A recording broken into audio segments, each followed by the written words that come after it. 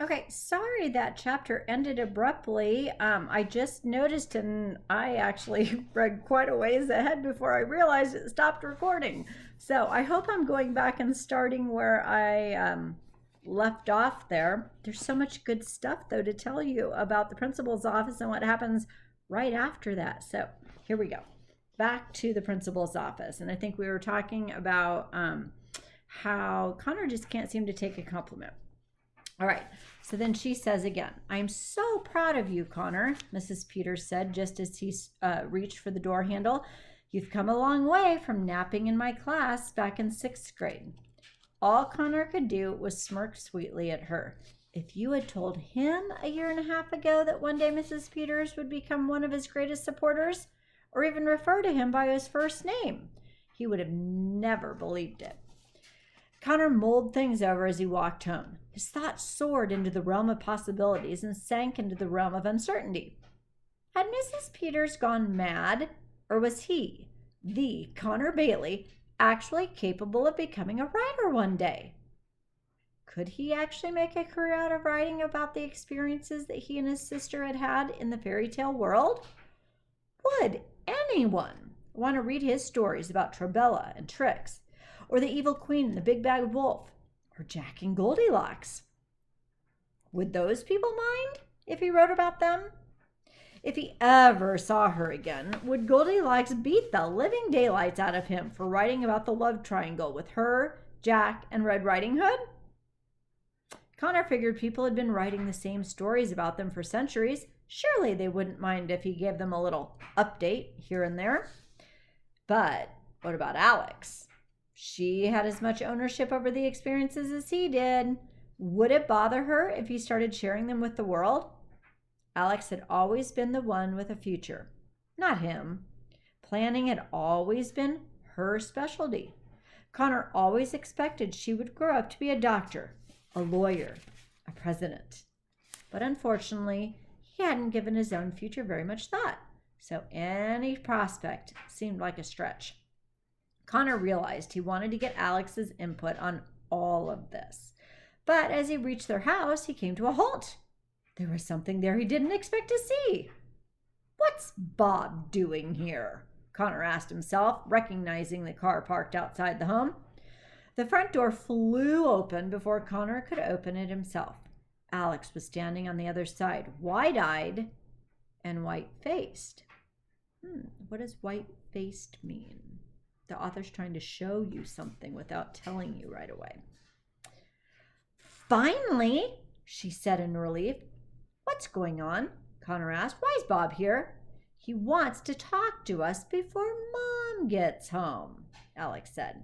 He knows that we know and said he wanted to ask us something. I'm pretty sure I know what it is. What?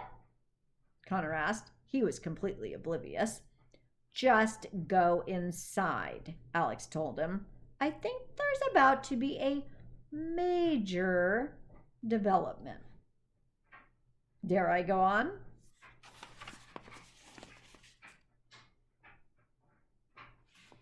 Do you know the major development? Chapter 4, the proposal. So Alex and Connor hadn't looked like identical twins since they were about 4 years old. It was around that age, though, when Charlotte stopped dressing them in the same outfits every day, and they started growing into their own unique features. But as they sat on the couch, both staring daggers at Bob with their arms crossed, it was once again hard to tell the twins apart. So, ... Bob said as he shifted uncomfortably in a chair across from them. Again, is the author trying to show without tell us how everybody's feeling? Bob continued. Your mom said she finally spilled the beans about us. Yes, it was brave of him to take the situation by the horns. Nah, sure she did, Connor said. Bob nodded pleasantly, like this was good news. The twins didn't even blink, though. They were definitely an intimidating pair. I apologize that the flowers came to the house. They were supposed to have gone to the hospital, Bob said. Yeah, they should have, Alex said. Bob had done thousands of difficult surgeries over the course of his career, but he really found being stared down by children of the woman he was dating to be the most stressful experience of his life. I understand why this is difficult information to process, Bob said. But it's still me, guys. I'm still the same Dr. Bob who you've had at dinner for a dozen times or more. I'm the same guy who takes you to see the movies that your mom doesn't want to see. I'm also the same guy who brought you Buster. I just happen to be dating our mother, Connor asked. Nice try, but everything you listed makes this situation worse. We thought we knew you. So you're admitting that Buster was some sort of dowry, Bob? Alex asked. Alex, what's a dowry? Connor said from the side of his mouth, not breaking his stare with Bob, though. It's a settlement of sorts, Alex said. You know, like in ancient times, a man would be promised a dozen camels or something in exchange for his daughter's hand in marriage. Gotcha, Connor said, diverting his full attention now back to Bob. You don't think our mother's worth a dozen camels, Bob? One dog, and you think the deal is sealed. Oh, I definitely don't think the deal is sealed, Bob said. Yet. Alex and Connor narrowed their eyes in perfect unison with this. Bob reached inside his pocket and pulled out a small velvet box. The twins wondered what it was for a second, but only a second. Once they realized it was way too small to hold anything but a ring, it dawned on them what was about to happen. Oh my gosh, Alex said. No way, Connor said. But Bob looked down at the box with a smile. You know, when my wife died 4 years ago, I never thought I'd be happy again. I save lives every day, but for a really long time, I thought it would be impossible for me to save my own life. Alex and Connor looked at each other out of the corners of their eyes. They'd never seen Bob so sappy before, but still, they did appreciate how honest he was being with them. I know you've been seeing each other for a while, but this really seems sudden, Alex said. Yeah, we only found out last night, Connor said. You know, in our minds, you guys have only been dating a day. Are you sure you're not rushing this? The way he looked down at the ring with loving eyes and a heartfelt smile made it obvious that Bob had never been so sure about anything in his life. I've been around a while, guys, and I've learned that things like this just don't come around very often. Not taking this opportunity to ask your mother to be with me for the rest of my life would make me the biggest fool in the world. Bob opened the box and showed the twins the ring. Alex gasped. It was the most beautiful ring they'd ever seen. It had a silver band, 2 large diamonds, a blue, and a pink. They could have sworn they heard music playing while it twinkled in the light, but surely that was just in their heads. You know, it took me a month to find the perfect one, Bob said, but I knew this was right as soon as I saw it. I kind of thought the diamonds remind me of you two and would remind your mother too. You know, they're different shades of the same cut. Alex's eyes immediately watered after hearing this, and Connor folded his arms tighter. That's the most touching thing I think I've ever heard, Alex said, between sniffles, of course. Stop making me like you again, Connor said, brow furrowed. Bob sat up straighter, happy the meeting was moving in a better direction. I'm not or ever trying to replace your dad, and I'm not asking to be your new one, but I am asking for your permission to ask your mother to marry me. I don't want to do this without your blessing. The twins couldn't believe it. They both felt like they were passengers on some ship, and now he was letting them be the captains. I think we need a minute to think this over, Connor said quickly. Before Alex knew it, her brother was dragging her into the kitchen. They stood there for a few moments, total silence, just staring at each other. What are you thinking? Alex asked. I'm thinking this is really uncomfortable, Connor said. This is more uncomfortable than the time I walked in on you and Mom talking about training bras. Alex rolled her eyes and peeked into the other room at Bob, making sure he couldn't hear them. Honestly, Connor, I don't think we have any power over this. And it was really nice of Bob to act like we're a part of the decision, But you just heard what he had to say, and you heard what Mom said last night. I don't think anything is going to stop them from being together. Connor sighed and ran his finger through his hair. You're right, Connor said. But who knows if Mom is ever going to say yes? Maybe she'll have reservations about it. Reservations? About what? Alex said. She loves him. He loves her. What's going to stop her? Connor looked away from her, not wanting to say what he was thinking, but they were both thinking it. Dad's dead, Connor. He's not coming back, no matter how much we want him to.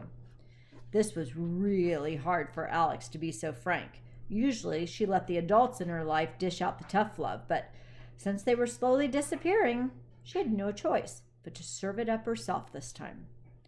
Connor knew she was speaking to herself as much as she was speaking to him. Alex had this talent for saying everything he didn't want to think. I suppose Mom has given us so much over the years. Our blessing is the very least that we could give her, Connor said. Yeah, it is, Alex said as she nodded. And this is another big one. Another big what? Connor asked. A big moment, Alex said inside. We've had a lot of them. Yeah, we have, he said. You'd think we'd be immune to it by now. What, immune to life? Alex asked. Is anyone, ever that lucky? Connor grunted and put his hands on his hips. Fine, he said. Bob can marry Mom, but I'm still calling him Dr. Bob.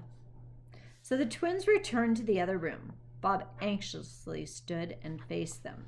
I'm going to stop right here and ask you, did they do the right thing? Is that what you wanted them to do? Let's see how this all works out. Well, he asked with bated breath.